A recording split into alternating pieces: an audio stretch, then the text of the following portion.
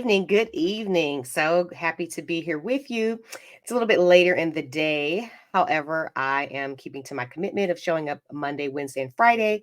Starting next week, I'm just going to be showing up on Wednesdays. But we tonight are talking about step two of how to get rid of limiting beliefs. And this step is so important. And this step is releasing. This is actually the part that most people do not do because it's very difficult to do on your own. And a lot of people think because they went to therapy and they sat there and they cried about something or talked about it to death that they've released it and therefore are healed from it. And that could not be further from the truth. That's actually not how it works. Yes, there are tears involved. And yes, there is some work that has to be done. But it has to be strategic, specific to this belief, and it can't just be in general terms, just just crying about a series of things. So we talked about in the first video about identifying the belief, and I gave you an exercise to do. I told you to think about what you really wanted, like your vision, and as you try to visualize it, to write down all of the thoughts and feelings that came up that maybe were negative or made you feel limited in some way, because these are going to be the beliefs basically popping up telling you why you can't have what it is that you desire, why you're not deserving of it, all of those things. Okay.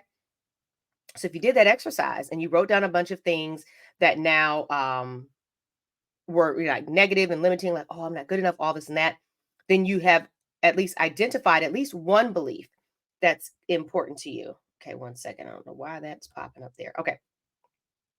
And so, what you want to do once you've kind of written down these beliefs that you've uncovered, then you're going to want to step into the releasing phase. Now, I want to be clear that this is a step that I help my clients with. I also help my clients with the uncovering phase because our brains are masters at playing tricks on us.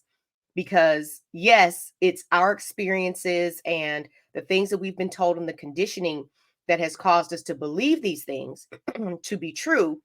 But when we try to finagle around with it, our brain, throws up blind spots and it really doesn't let us see what's going on. And so we can think we've done all this work and I've done all the things and I'm healed, especially if you're DIYing it, and then find that you're not getting the results that you thought. And the reason is because your brain is just convinced you, oh, you did something, but it wasn't exactly what needed to happen, because we're going to protect our programming at all costs because that's what we're designed to do. Okay. So it has to be very deliberate and intentional, and it's much more um, likely that you're going to be able to create a result when you are working with someone who has a skill set or knows how to do it as like I do. This is what I do. I've done it with all of my clients. Now, what you want to do is you want to take this belief and you're going to want to really think about, when was the first time that I said this to myself, or when was the first time that I thought this, and really try to get in touch with the story or the memory. And it's going to be something from childhood. So yes, we're going to go there. And the point is not to go and sit in it, but really just to allow those feelings to be fully expressed, keeping in mind that these are not, this is not a new experience. These are not new feelings. These are things that you've already lived through and survived. So it's basically just old feelings, trapped emotions that never got to be fully expressed or acknowledged, that you are now just basically giving yourself what you needed in that moment and didn't get as a little girl or a little boy, if you have to be a man watching this. So once you get in touch with the story or the memory associated with that belief, you're already going to start to feel some emotion come up with it. If you speak it out loud, that's going to help too, for you to really connect to that emotion, and then allow the emotion to come, allow the tears to fall, allow the releasing to happen. And how you'll know you fully released it is, number one, the tears are going to stop. So sometimes we think when the emotion starts to come that we're going to be overwhelmed, that we won't be able to stop crying, that we're losing our mind. And actually it's usually not that. It feels deep. You remember that deep cry you used to have as a little kid, and it was like, and it was all the way down in your throat down here. That's how it's going to feel. Speaking of, let me have some water. Okay. It's going to feel like that deep guttural cry is where it's going to start, and you're going to feel like, oh, I'm just going to all this, but then it's just going to come out, and then it's done. It's over. There's no sitting in it, it's no talking about it, none of that. you acknowledge it, you allow those feelings to basically, they've been wanting to leave. But all we're really taught to do as children is to ignore our feelings, to stuff them down. Nobody, listen, I'm a Gen Xer, so we wasn't talking about feelings when I was growing up. So no, nobody helped you process what you were going through. Nobody was there to comfort you or to help you to explain what was going on. You had to deal with it yourself. And when little kids are left to their own devices, they will always find a way to turn it around into making it mean something about them in a negative and limiting way. Okay. So know that that belief is going to be and listen, if you think about the belief and you're like, oh, well, when I was in high school, you're going to have to go back further than that. And this is the line of questioning and things that I'll do with my clients to help them get right to the root. So if you can't get to the root on your own, don't feel like, oh man, I should be able to do this, because what did I tell you earlier? Or even in the first video, your brain is in the business of proving you right. So your brain is not in the business of helping you deprogram itself. That's something that you getting into the driver's seat and taking the reins with assistance are going to be able to do. Okay. So I'm gonna take my glasses off because they're really for distance, but I didn't have my lashes on, so I was just trying to be, trying to cover up my eyes. But anyway, so that's what you're going to want to do. Feel those emotions, allow them to pass. And once they've passed, take a few deep breaths, breathe in and out at least 3 times.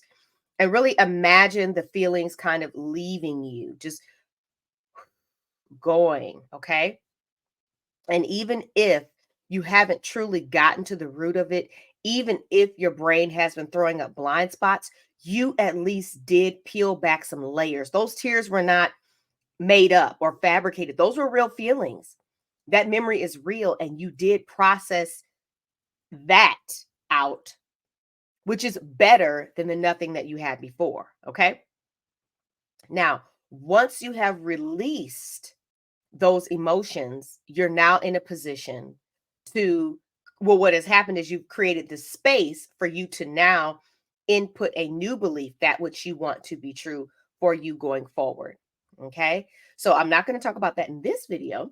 I will talk a little bit more about that in part 3, but I definitely want to come on here tonight and share this specific point with you because it's so powerful, and it is the missing piece that most people don't get. They always tend to get awareness and an understanding and oh, this leads to that and this and this and this, but you're still you haven't released it. Okay. And here's a clue if you release it or not. If when you think about it, you can still connect to the emotions of it, you have not released it. If when you think about it, it almost feels like you can't even grab it. It feels like you're watching it, but you're no longer in the story, then you have released it. And it's now just a memory, but there's no longer any emotion attached to it. So that's a little checks and balances for you. But if you would like assistance in getting rid of the limiting beliefs that are standing between you and what it is that you desire, whether that be attracting the love of your life, an amazing man to build a relationship leading to marriage, whether that be improving the marriage that you already have with a wonderful man, or changing the way that you view success and money so that you're able to make it easier and faster, not because I'm going to teach you some strategy, but because we're going to change the relationship that you have with it and release the limiting blocks, that the limiting beliefs that are keeping you in a box and blocked from the abundance that is waiting for you.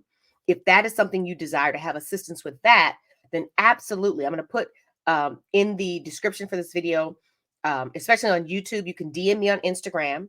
If you're watching this on Facebook or LinkedIn or Instagram, then you can just DM me. And in fact, that reminds me, let me check Instagram if anybody's up late watching.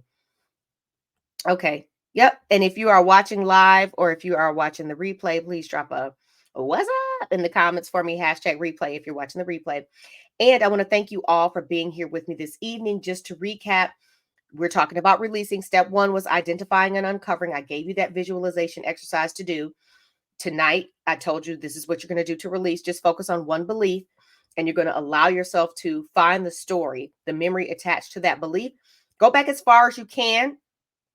And the feelings and emotions that come up, allow yourself to express them, to feel them, so that they can be released and processed out. And you'll know you fully released it when you can no longer connect with the story emotionally. It just feels like a distant memory. Like you can think about it, but you don't feel anything. It's just like you're an observer, basically. All right. So let me know if this was helpful to you. And I will see you in part 3. Again, like I said, I am going to be going live next Wednesday and Wednesdays going forward. And if you are not connected to my YouTube channel, then you absolutely want to be, because I'm also going to be dropping content over there that's not going to be live streaming, but it is going to be related to this subject of limiting beliefs, mindset, abundance, all of those things. And of course, ain't listen, relationships are always going to come up because that's the core of what I do. Because truly, it's your relationship with yourself, your relationship with men, your relationship with money, your relationships, period. So, all right. So, thank you for being here, and I will see you next time.